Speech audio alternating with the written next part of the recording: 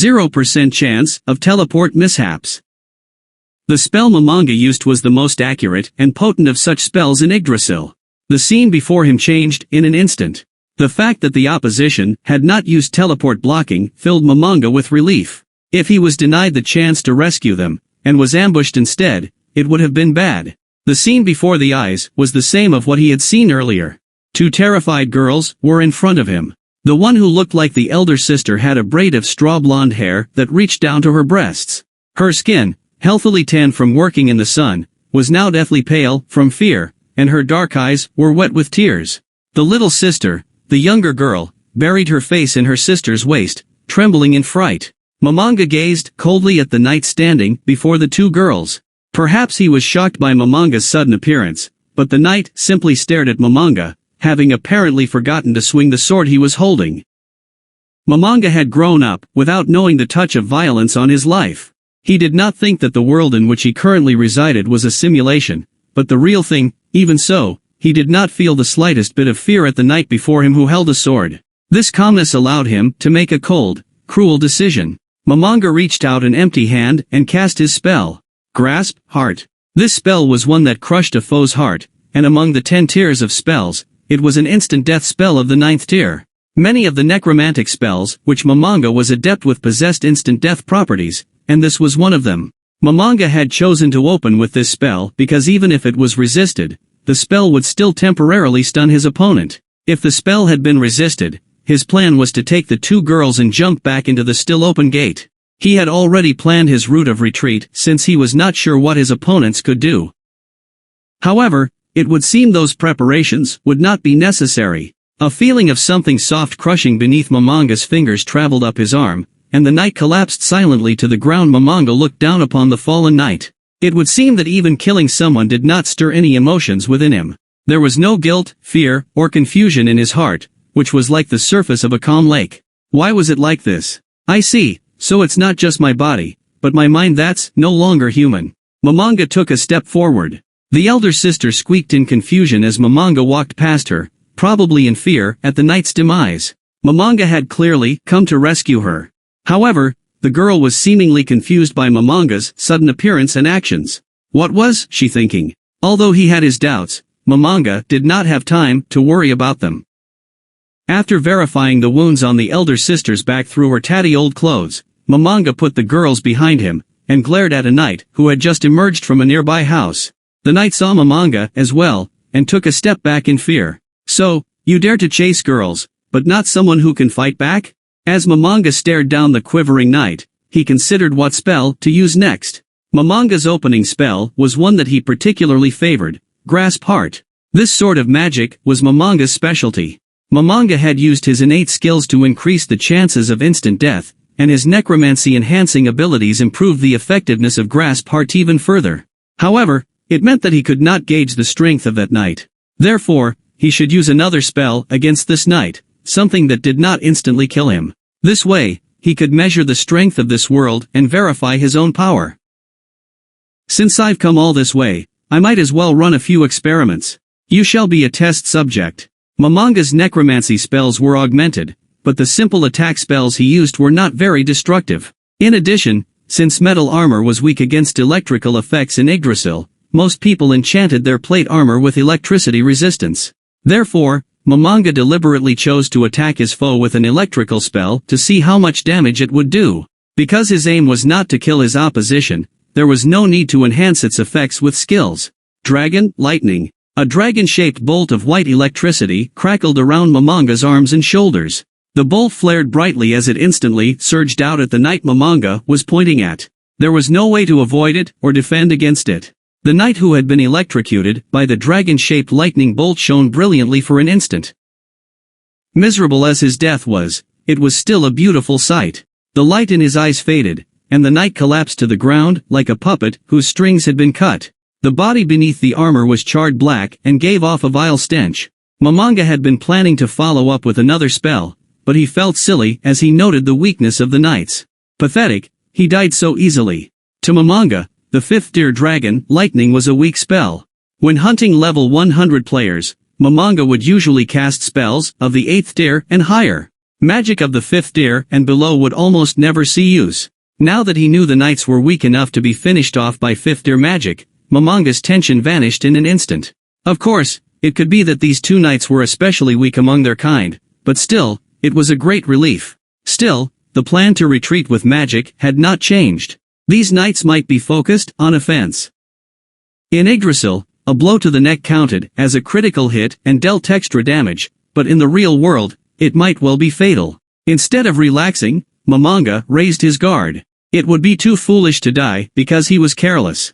Next, he ought to continue testing his powers. Momonga activated one of his skills. Create mid-tier undead Death Knight. This was one of Momonga's skills, which could create various undead. The Death Knight in question was Momonga's favorite undead monster, which he used as a meat shield. It was roughly level 35, but although its attack power was only comparable to a level 25 monster, its defensive power was very good, equivalent to a level 40 monster. That said, monsters of that level were useless to Momonga for the most part. However, the Death Knight had two very important skills. One of them was the ability to draw away enemy attacks. The other was that, just once, they could survive any attack with 1 HP. Momonga liked using Death Knights as shields because of these two skills. This time round, he was also looking forward to using the Death Knight in a similar way. In Yggdrasil, when he used his skills to create undead, they would appear out of the sky in their summoner's vicinity.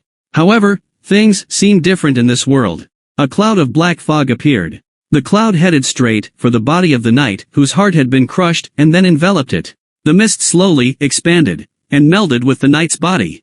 After that, the knight wobbled before slowly rising to its feet like a zombie. Eek! Momonga heard the shrieks from the sisters, but he had no time to worry about them. After all, he was quite surprised at the sight before his eyes. With a wet, dripping sound, several rills of black ichor oozed out from between the gaps in the knight's helmet. It must have come from the knight's mouth. The black fluid flowed out, without end, until it covered the knight's entire body. It looked like a human being that had been swallowed by a slime. Completely surrounded by the black liquid, the knight's body began to twist and change. After several seconds, the black liquid fell off the body of what was now a Death Knight. It was now 2.3 meters tall, and its body was correspondingly bulkier. It no longer resembled a human being, but a wild beast. In its left hand, it held a large shield that covered 3/4 of its body, a tower shield, and in its right hand it held a wavy-bladed flamberge. This 130-centimeter-long weapon was intended to be held with both hands, but the massive Death Knight could easily wield it with one hand. A dreadful red-black aura covered the flamberge's blade, which pulsed like a heart. Its massive body was sheathed in a suit of full-plate armor made from some black armor, and it was covered in red tracery that resembled blood vessels. The armor was also covered in spikes as far as anyone could see, and it looked like a man-shaped incarnation of brutality. Demonic horns sprang from its head, and one could see its rotted face underneath them. Twin points of hateful, murderous light shone in the eye sockets of its ghastly visage. Its tattered black cape blowing in the wind, the Death Knight awaited Momonga's orders. The way it carried itself was truly deserving of the name Death Knight. Much like he had with the primal fire elemental and moonlight wolves he had summoned, Momonga used the mental bond with his summoned monster and pointed to the corpse of the knight who had been slain by the dragon lightning. Exterminate all the knights who are attacking this village. It roared.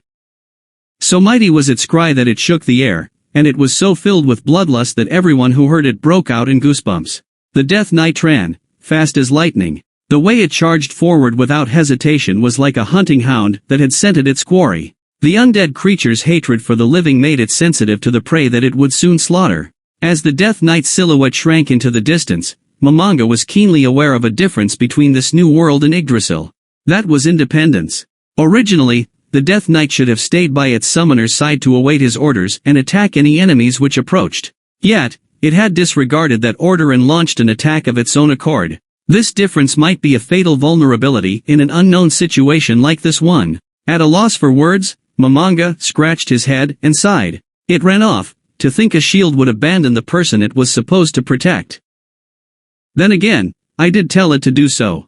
Momonga reproached himself for his miscalculation. Although he could make quite a few more Death Knights, it was best to conserve limited use abilities while he was not sure of the enemy and the situation. Still, Mamanga was a backline mage. Without a frontliner to run interference for him, he was effectively naked. Therefore, he would need to create another defender. This time, he would try making one without a corpse. Just as Mamanga was thinking about that, a humanoid shape came through the still open gate. At the same time, the gate's duration ended, and it slowly disappeared. A person clad in a suit of full-body black plate armor stood before Mamanga. That suit of armor looked like a demon. It was covered in spikes and did not expose the slightest bit of flesh. Its clawed gauntlets grasped a black kite shield in one hand and a bardiche that radiated a sickly green glow in the other. A blood-red cape blew in the wind, while the doublet beneath was also the carmine of fresh blood. The preparations took some time. "I apologize for my late arrival," Albedo's melodic voice spoke from beneath the horned helmet. Albedo's levels were in the defense-focused Dark Knight class. As a result, among the 3 level 100 warriors of Nazarick, Sabas, Cositus, and Albedo, Albedo possessed the greatest defensive ability. In other words, she was the strongest shield in Nazarick. "No, it's fine. You came just in time. Thank you. Then, how shall we dispose of these inferior life forms? If you do not wish to stain his hands with their blood, I will gladly eliminate them on your behalf, Mamanga-sama." "What exactly did Sabas tell you?" Albedo did not respond. "I see, you didn't pay attention. My intention is to save this village. Our enemies are the knights in armor, like that corpse over there." Mamanga saw that Albedo nodded in understanding, and turned his eyes elsewhere. Then, the two girls shrank under Mamanga's unyielding gaze, and tried their best to make themselves as small as possible. Perhaps it was because of the Death Knight, or because they heard its roar, or because they had heard Albedo's words, which made them tremble uncontrollably. Perhaps it was all of them. Mamanga felt that he should show his intention to help and reached his hand out to the elder sister, but the two girls seemed to have gotten the wrong impression. The elder sister wet herself, followed by the younger sister. The stench of ammonia filled the surrounding air. Fatigue washed over Mamanga like a tide. He had no idea what to do, and Albedo was no help, so Mamanga decided to continue trying to express his good intentions. "You seem to be hurt." As a working man, Mamanga had long since trained up his ability to ignore things. Mamanga, who pretended not to notice, opened his inventory and withdrew a backpack from it. Although it was called an infinite backpack, it could only hold up to 500 kilos of items. Yggdrasil players commonly put their immediate use items into this bag, because the items within the bag could be assigned to hotkeys in the game interface. After digging through several of these backpacks, he found a small phial containing a red potion. It was a minor healing potion. This potion could restore 50 HP, and beginners in Yggdrasil frequently used it. However, Mamanga, as he was now, had no need for this item at all. This was because this potion healed through positive energy. To an undead being like Mamanga, this potion was like a damaging poison. However, not every member in the guild was undead, so Mamanga kept some of these items just in case. "Drink it." Mamanga offered the red potion. The elder sister's face was pale with fright as she replied, I'll drink it. Just, please, spare my little sister, Nei-chan." He watched the little sister weeping as she tried to stop her elder sister, while the elder sister apologized to her little sister while taking the potion. Their reactions confused Mamanga. After all, he had saved them in a tight spot, and had even offered them a potion. Why were they acting like this in front of him? What was going on here? They don't trust me at all. Even though I wanted to leave them to their fate at first, I ended up being their savior in the end. They should be crying and hugging me in gratitude. Isn't this sort of thing common in manga and movies? But the exact opposite is happening now. Where did I go wrong? Could it be that being instantly accepted is a privilege of the beautiful? Just as a baffled expression dawned on Mamanga's fleshless face, a dulcet voice said, "Mamanga-sama offered you a healing potion out of the kindness of his heart, but to think you would actually dare to refuse it, you inferior lifeforms deserve 10,000 deaths for that." Albedo raised her bardiche in a natural way, preparing to behead them on the spot. Considering they had treated him like this, despite how he had risked himself to save them, Mamanga could understand Albedo's feelings. However, if he let her go ahead and slay them, then there would be no point to this rescue. Wait, don't be so hasty.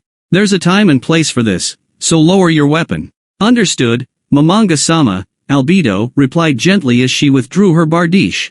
However, she was still radiating murderous intent, to the point where the two girls were gritting their teeth in fear. In response, Mamanga's non-existent stomach began cramping up. In any case, he had to leave this place as soon as possible. If he remained here, who knew what other tragedies might occur? Mamanga offered the potion again. This is a healing potion. It is harmless. Hurry up and drink it. Mamanga's words were gentle, but backed with an adamant will. There was also the implied threat that if she did not drink, she would be slain. The elder sister's eyes went wide and she gulped the potion down. After that, a look of surprise filled her face. No way. She touched her back, then wiggled her body in disbelief and patted her back. The pain is gone. Why yes, it is. The elder sister nodded, stiffly, to indicate that it did not hurt. It would seem that the minor wounds on her were easily remedied by a loader healing potion. Now that he had their trust, Mamanga continued by asking a question. There was no way around that question, and depending on the answer, it would affect his future movements. Do you know of magic? Yes, I do. The alchemist who comes by our village, my friend, knows how to use magic. Is that so? Well, that makes things easy to explain. I am a magic caster. Mamanga then cast his spells, anti-life cocoon, wall of protection from arrows. A dome of light, roughly 3 meters in radius, surrounded the sisters. The second spell was not visible to the naked eye, but there was a subtle change in the air. He had originally planned to use an anti-magic spell as well, but he did not know what sort of magic existed in this world, so he did not do so for the time being. If the enemy had magic casters, then that was just their bad luck. I have cast a defensive spell that keeps living creatures from coming near you, as well as a spell that weakens the effectiveness of shooting attacks. As long as you stay here, you should be safe. Just in case, I will give you these as well. After calmly explaining the effects of the magic to the two dumbfounded sisters, Mamanga withdrew a pair of unremarkable-looking horns. Apparently, the magic did not obstruct them, since they sailed straight through the force field as Mamanga tossed them to the sisters' side. These are called the horns of the Goblin General. If you blow them, goblins, in other words, small monsters, will appear. Order them to protect you. In Yggdrasil, electronic data crystals dropped from monsters could be slotted into almost any sort of item, apart from certain expendable items, in order to create just about any item a player could think of. In addition, there were certain artifacts which could not be created by players and had fixed stats. These horns were examples of them. Mamanga had used the horn before, and at that time it managed to summon a goblin troop, 12 or so goblins with some measure of ability. There were 2 goblin archers, 1 goblin mage, a goblin cleric, 2 goblin riders and their wolf mounts, as well as 1 goblin leader. Although it was called a goblin troop, their numbers were few and they were very weak. This was a trash item for Mamanga. The surprise was why he had not disposed of it yet. Still, Mamanga felt quite smart for being able to put this trash item to good use. Another good point about this item was that the summoned goblins would linger until they were killed instead of vanishing after a while. That could at least buy the girls some time. As Mamanga finished, he turned to leave, bringing Albedo with him as he headed to the village. However, after a few steps, a couple of voices called out to him. Thank you for saving us. Thank you. Those words stopped Mamanga in his tracks, and when he turned around, he saw the 2 girls, their eyes brimming with tears as they thanked him. He simply replied, "Think nothing of it. And this may be thick-skinned of us, but you are the only one we can count on. Please save our parents." "All right. If they're still alive, I will rescue them." The sisters' eyes went wide as they heard Mamanga's words. Their faces reflected the disbelief in their hearts, but soon they came to their senses and lowered their heads in thanks. Thank you. Thank you very much. And, may we know?" The girl's voice trailed off, and then she asked in a mumble, "May we know your name?" Mamanga almost responded, by reflex, but in the end he did not state his name. The name Mamanga was that of the guild master of the former Ain Zolgaun. Then what should he call himself now? What was the name of the last man who remained in the great tomb of Nazarick? That's it. Remember my name well. I am Ain Zolgaun. Part 4. The mighty roar shattered the air. It was the signal for a slaughter to become a massacre of a different sort. In the blink of an eye, the hunters had become the hunted. Lons de Jalanpo had probably cursed his gods more times in the past 10 seconds than he had in the rest of his life. If the gods really did exist, then they should defeat that evil being right now. Lons was a faithful man, Why had the gods abandoned him? The gods did not exist. In the past, he had looked down on those people who did not believe in the gods as fools. After all, if the gods did not exist, how could the priests work their magic? And now, he realized that he was the foolish one. The monster before him, a death knight, for want of a better word, drew closer. He took 2 steps back in response, trying to get away from it. A shrill creaking noise came from his armor, and the sword he clutched in both hands was trembling uncontrollably. He was not the only one. The other 18 knights surrounding the Death Knight were all acting the same way. Although they were filled with fear, none of them ran. This was not courage, the grinding of their teeth could attest to that. If they could, they would run as fast and as far as they could. It was because they knew there was no escape. Lanza's eyes shifted, pleading for help.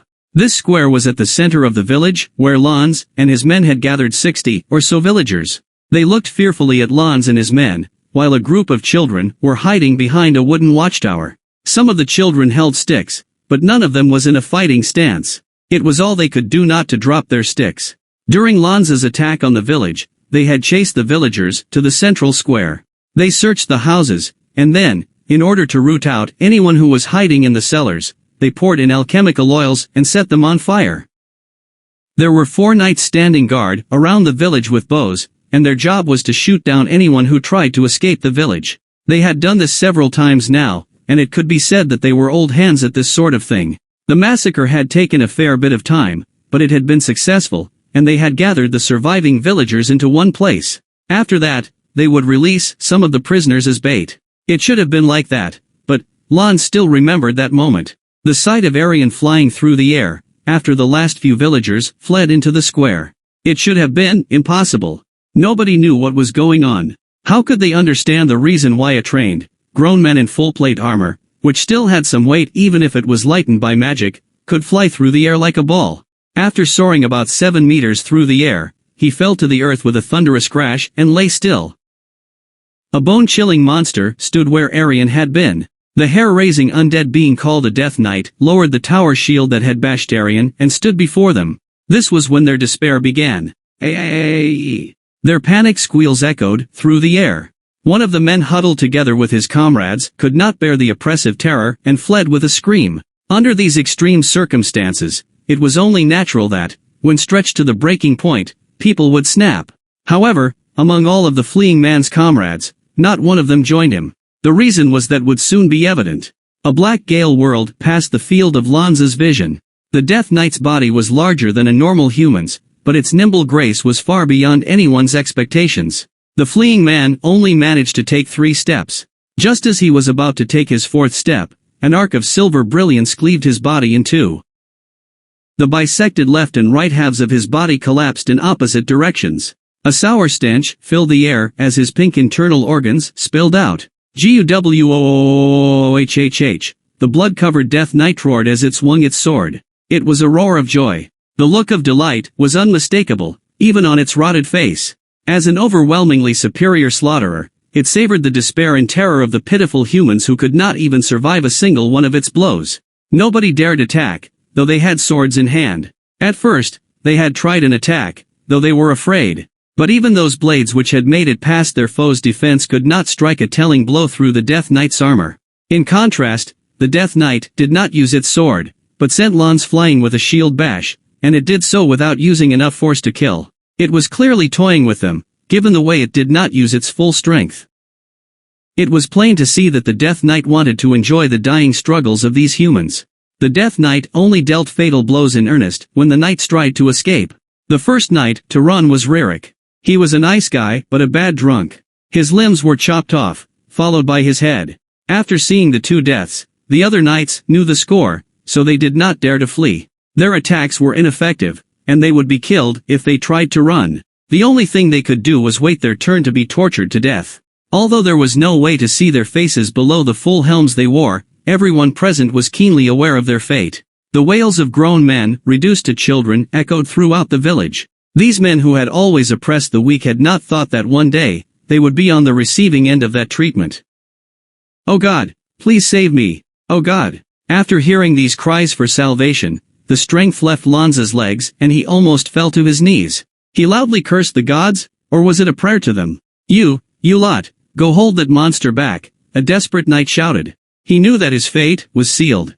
His words sounded like an off-key psalm. The man who spoke was standing next to the Death Knight. The way he was stumbling back on his tiptoes to back away from the corpse of his comrade was quite comical. Lons frowned as he looked on that man in his pathetic state. It was hard to tell who had spoken those words because their closed helmets covered their faces and their voices were distorted by fear. Still, he knew that only one man would speak like that. Captain Belius. Lons's frown deepened. Overcome by his lewd desires, he had tried to rape a village girl and then sought help from others after he got into a fight with her father.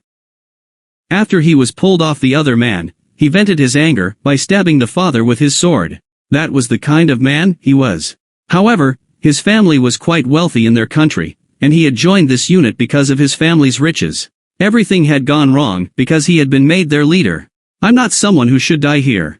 All of you, hurry up and protect me. Be my shields." Nobody moved. He might have been appointed their leader, but he was not popular at all. Nobody would throw their lives away for a man like this. However, the Death Knight responded to his shouting, and it slowly turned to face Belius. Hey! The only thing praiseworthy about him was that he could make so much noise while standing in front of the Death Knight. Just as Lons began to respect this odd quality of Belius's, he heard the man shriek in terror, "Money, I'll give you money. 200 gold pieces. No, 500 gold pieces." Those were considerable amounts he was talking about. However, right now, it was like telling them that he would pay them to jump off a 500-meter cliff. Although nobody responded, one person, no, half a person moved as though in reply to him. Ababur. The right half of the bisected corpse gripped Belius's ankles firmly. The bloody gargling from its mouth hardly sounded like words. "Ogia!" Belius screamed in an unnaturally high-pitched voice. The onlooking knights and villagers were frozen in fear, their skin covered in goosebumps. Squire zombies. In Yggdrasil, creatures killed by the Death Knight would become undead of comparable power, haunting the place where they were killed. According to the game's rules, those damned souls who fell to the Death Knight's blade would become its slaves for all eternity. Belius stopped screaming, and fell like a puppet whose strings had been cut, facing the sky. He must have passed out. The Death Knight drew closer to the defenseless man and stabbed its wavy blade flamberge down. Belius's body twitched, and, Guarg. Woken by the incredible pain, Belius screamed, Lemme guh. Begging, yeah. Anytho. Using both hands, Belius desperately grabbed the flamberge that had already penetrated his body, but the Death Knight paid his futile struggles no heed and worked the flamberge like a saw. His flesh and armor were cruelly torn open, and fresh blood flew everywhere. I give you money, lemme guh. Belius's body shuddered, and then he breathed his last. Only then was the Death Knight satisfied, and it stepped away from Belius's corpse. No, please, no, oh God. Their screams came from seeing the ghastly sight before them. If they ran, they would die swiftly, but if they stayed, they would die horribly. They knew that perfectly well, but still, they could not bring themselves to move. Get a grip. Lons's shout tore through their wailing. The world was filled with silence, as though time was standing still. Fall back. Sound the horn for the horsemen and archers to come here. The rest of you, do your best to buy some time for the hornblower. I'd rather not die like that, if you don't mind. Now, move. Everyone moved in an instant. There was no sign of their earlier panic. Everyone moved in silent unison, like a raging waterfall. Their mechanical obedience to their orders without thinking created a miracle. There was no way they could move so immaculately again. The knights each did what they were supposed to do. They had to protect the knight who would blow the horn and signal the others. One of the soldiers who had taken several steps back lowered his sword and withdrew his horn from his bag. Oh! The Death Knight charged, as though reacting to the horn being taken out. Everyone was shocked. Could it be that the Death Knight wanted to destroy their means of escape so he could kill them to the last man? The flood of darkness drew closer and closer,